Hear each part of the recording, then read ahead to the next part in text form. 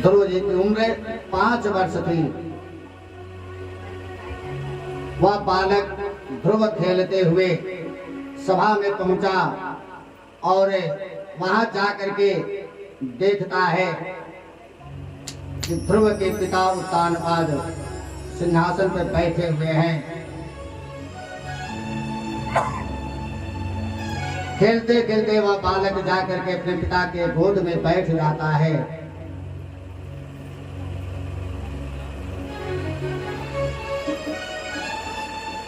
उसी समय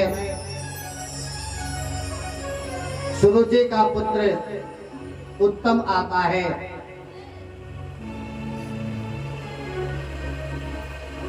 वहां पहुंचा, देखा कि पिता के गोद में ध्रुव बैठा हुआ है। वह ध्रुव का बांह पकड़ करके नीचे उतारने लगा। कहता है तुम मेरे पिता के गोद से उतरो, ये मेरे पिता हैं, मैं इनके गोद में बैठूंगा।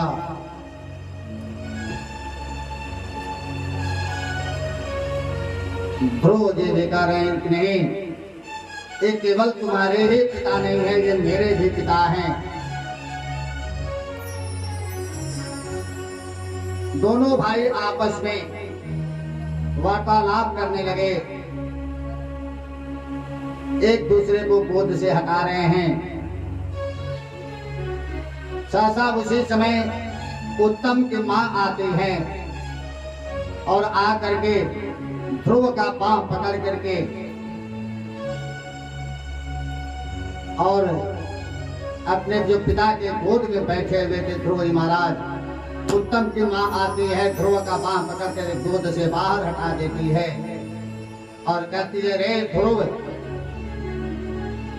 अगर तुम्हें अपने पिता के गोद में ही बैठना है, अगर तुमको अपने पिता के गोद में बैठना है, अगर बैठना होता तो तुम मेरे कुख से जन्म लिया होता, तब तुम अपने पिता के गोद में बैठ सकता। ये तुम्हारे पिता नहीं हैं, ये तो उत्तम के पिता हैं।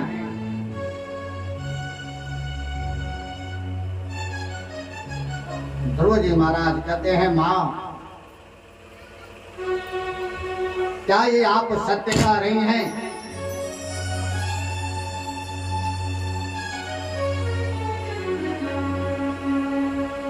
या आप हमसे हंसी मजाक कर रही हैं, हास्य परिहास कर रही हैं? उत्तम की मां कहती है, ध्रुव देख, मैं तुम्हें कोई हास्य परिहास वाली लग रही हूं क्या? अगर तुमको अपने पिता के गोद में बैठना होता तो तुम मेरे गर्भ से, मेरे गोद से जन्म लिया होता, तब तुम अपने पिता के गोद में बैठता। ये तुम्हारे पिता नहीं है, ये तो उत्तम के पिता हैं। अगर तुमको बैठना ही है तो जा, और जा करके तुम भगवान की तपस्या कर, और यही तपस्या करना, जब तुम्हें भगवान मिले, परमात्मा मिले, तो यही मांगना कि उत्तम की मां के गर्भ से ही मेरा जन्म हो, और तब तुम आकर के पिता के गोद में बैठना।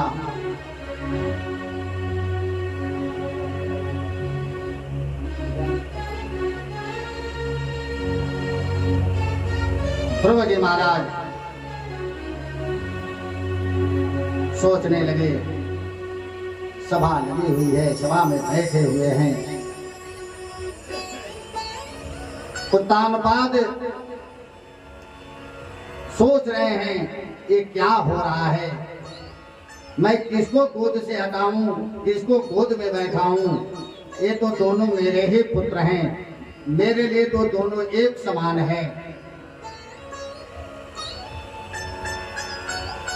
कोई किसी से कम नहीं है, मेरा तो लाड प्यार दोनों का एक समान है।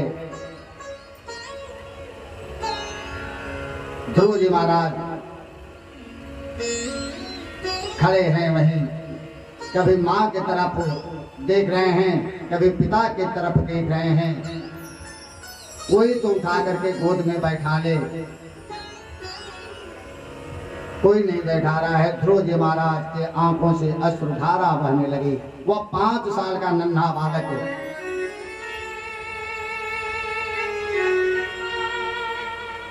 विलाप कर रहा है और विलाप करते हुए वहां से चल देता है। अपने माँ के पास जाता है वह बालक।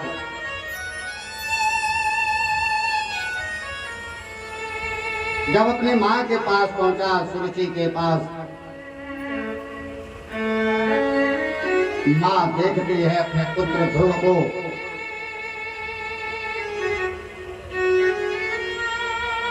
कहती है, पुत्र क्या हुआ? क्या तुम्हें कोई कष्ट हुआ? किसी प्रकार का दुख हुआ या किसी ने कुछ कह दिया? क्यों रो रहे हो?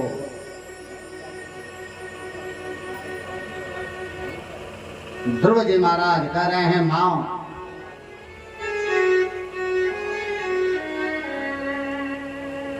मुझे किसी प्रकार का कष्ट नहीं। जब आप जैसे मां हो तो मुझे किस प्रकार का कष्ट हो सकता है?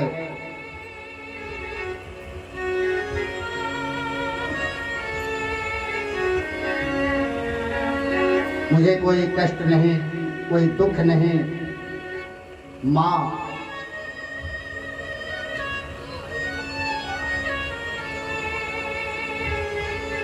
मैं आपसे एक प्रश्न पूछना चाहता हूं। सुरुचि कहती है, पुत्र बेटा बता, बात क्या है? क्यों रो रहा है? क्या किसी ने कुछ कह दिया? ध्रुव जी महाराज कहते हैं, मां किसी ने कुछ नहीं कहा है। मां बात ऐसी है, पिताजी सभा में बैठे हुए थे। हम दोनों भाई खेलते खेलते अपने पिता के गोद में जा बैठे।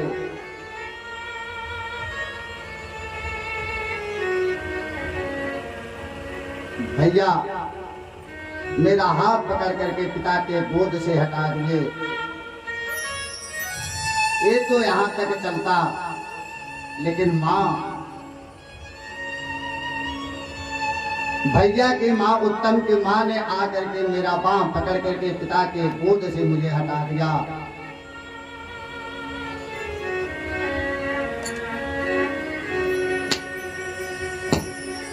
कहते हैं,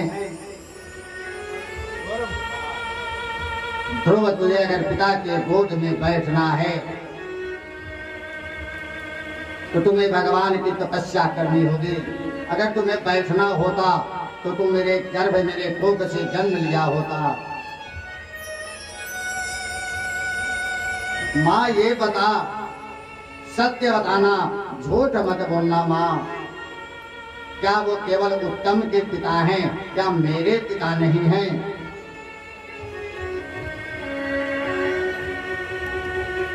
वह 5 साल का बालक ध्रुव रो रहा है, विलाप कर रहा है। उसके आंखों से अश्रुधारा रुकने का नाम नहीं ले रही है, बहती जा रही है।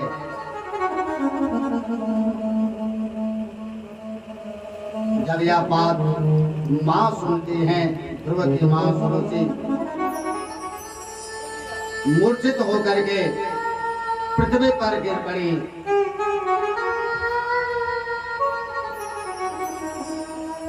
उठती हैं,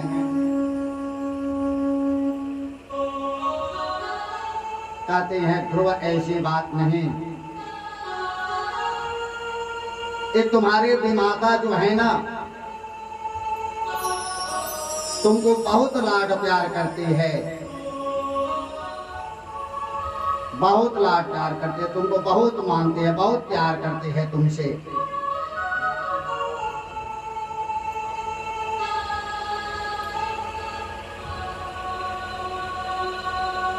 देखो ध्रुव, ऐसी बात नहीं है।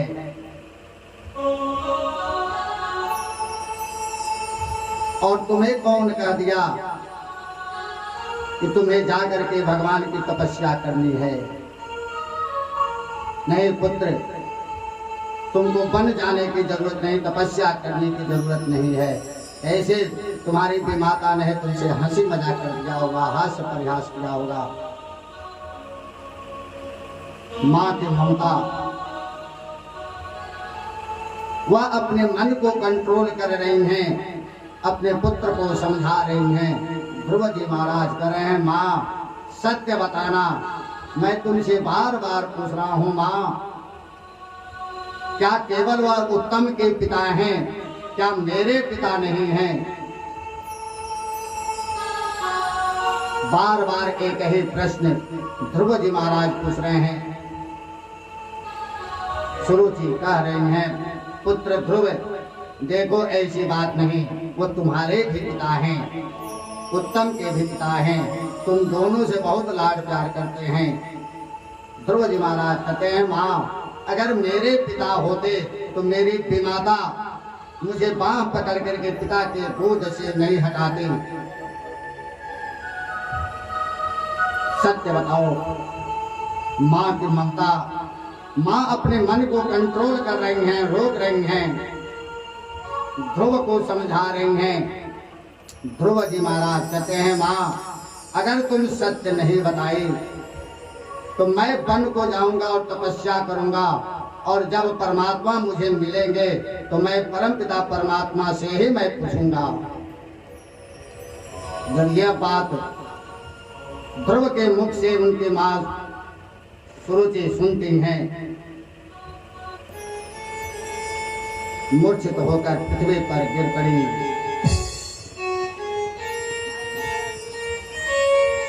विलाप करने लगे, पुत्र तुम ये क्या कर दिया, ये क्या कह रहा है? तुम्हें बन जाने की जरूरत नहीं। ध्रुव जी महाराज कहते हैं, माँ अब मैं एक पल भी इस घर में नहीं रहूंगा, मैं तो भगवान के परमपिता परमात्मा की ही तपस्या करूंगा, क्योंकि मेरे विमाता ने कहा है कि तुम जा और जा करके भगवान की तपस्या कर, परमात्मा की तपस्या कर। माँ मैं तपस्या करने के लिए जा रहा हूँ, तब करने के लिए जा रहा हूँ। जब सुरुचि ने सुना मेरा पुत्र हट कर दिया, माँ बार बार बेहोश होकर के पृथ्वी पर गिर जा रही हैं, मूर्छित हो जा रही हैं, पुत्र को अपने रोक रही है। माँ की ममता देखें, माँ तो माँ होती है, माँ की ममता की तुलना किसी चीज से नहीं की जा सकती। पुत्र का पुत्र हो सकता है, लेकिन माता कुमाता नहीं हो सकती। हम लोग एक स्तुति करते हैं, कुपुत्रो जायेत क्वचिदपि कुमाता न भवति। पुत्र कुपुत्र हो सकता है, लेकिन माता कुमाता नहीं हो सकती। माँ तो माँ होती है, माँ की ममता तो महान है, माँ की ममता की तुलना किसी चीज से नहीं की जा सकती। पुत्र का दर्द एक माँ ही समझ सकती है, पिता नहीं समझ सकता। माँ की ममता तो अपरंपार है। अगर पुत्र बाहर से अगर कहीं विदेश से कमा करके घर आवे, पुत्र अगर बाहर से कमा करके घर आता है तो पत्नी गठरी देखती है, कितना धन कमा करके लेकर के आया है, लेकिन माँ यह नहीं देखती कि वह कितना धन कमा करके लेकर के आया है। माँ तो अपने पुत्र का चेहरा देखती है कि मेरा पुत्र पहले कैसा था, अब कैसे होकर के आया है, और पूछती है कि क्या तुम्हें भोजन नहीं मिलता था, इतने दुबले कैसे हो गए, स्वस्थ तो थे। ये है माँ की ममता। माँ अपने पुत्र का शरीर देखती है, तो माँ की ममता तो अपरंपार है। माँ तो माँ होती है। जग में माई बिना के हुए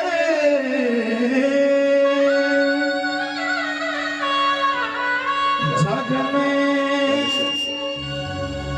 माई बिना के हुए हर सहाय न होई हो सहाय न होई।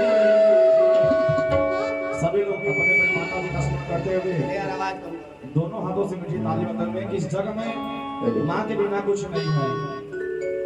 कहा गया कि पुत्र कपूत सुने हैं पर ना माता सुने कुमाता। पुत्र भले कपूत निकल जाए लेकिन माता कभी कुमाता नहीं होती है।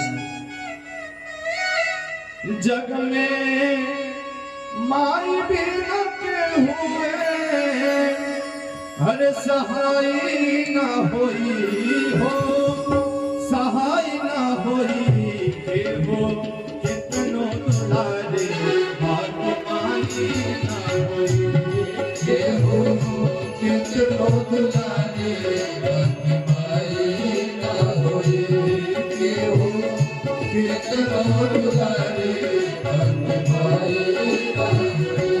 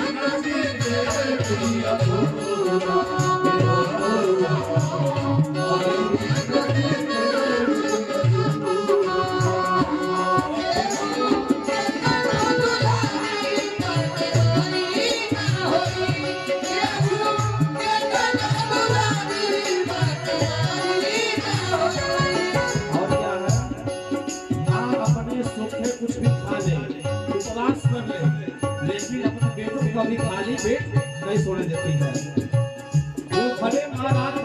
जाए, उपास लगे, लेकिन अपने बेटे को कभी खाली पेट ना सोने देती है और ना उसको कुछ खाने देती है। अपने सोच पाकर खाते, अपने सबके धर्म बचाते, अपने सबके धर्म बचाते, अपने सूखल पाकर खाते, अपने सबके धर्म बचाते, अपने सूखल पाकर खाते, अपने सबके धर्म बचाते, अपने सूखल पाकर खाते, अपने सबके धर्म बचाते, अपने सूखल पाकर खाते, अपने सबके धर्म बचाते। और सबसे महत्वपूर्ण बात यह है कि अगर पुत्र बड़ा हो जाए तो मां के हाथ में कभी आंसू नहीं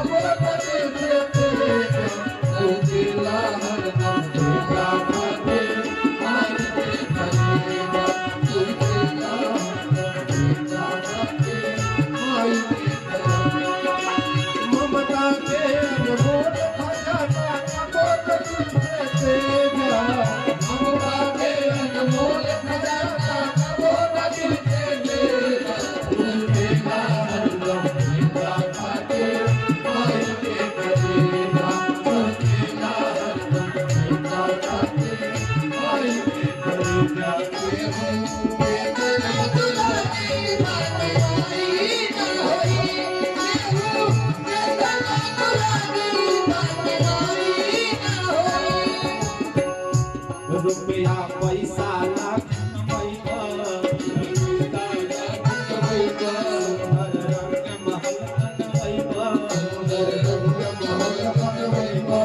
इस संसार में तो भगवान ने जन्म दिया है तो हमारा जीविका लिखाई रखे हैं और हम दिन को दिन कुछ कुछ कमाते हैं, घर बनवाते हैं, गाड़ी बना लेते हैं, लेकिन अपने माता के लिए साथ में देते और ये हमारे कहानी नहीं, सब घर की कहानी है। बस अपने किसी के घर भी जाता है, किसी के नहीं मिलता है। रुपया पैसा लाख कमैबा, पैसा लाख कमैबा, सुंदर महल रंग बनवैबा, सुंदर रंग महल बनवैबा। रुपया पैसा लाख कमैबा, सुंदर रंग महल बनवैबा, रुपया पैसा लाख कमैबा, सुंदर रंग महल बनवैबा।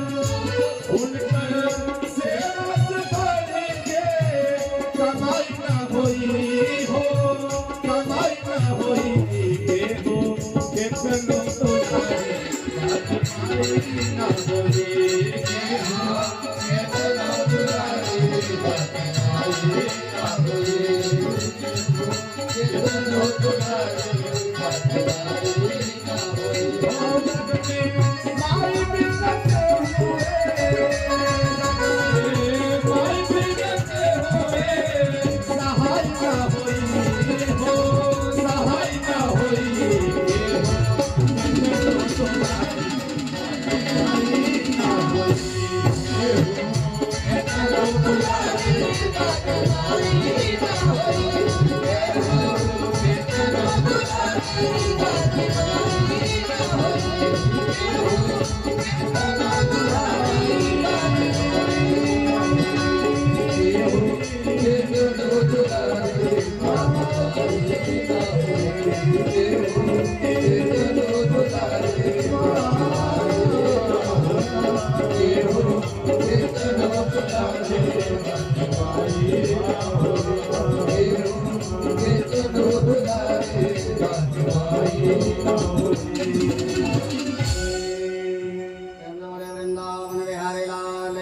जय।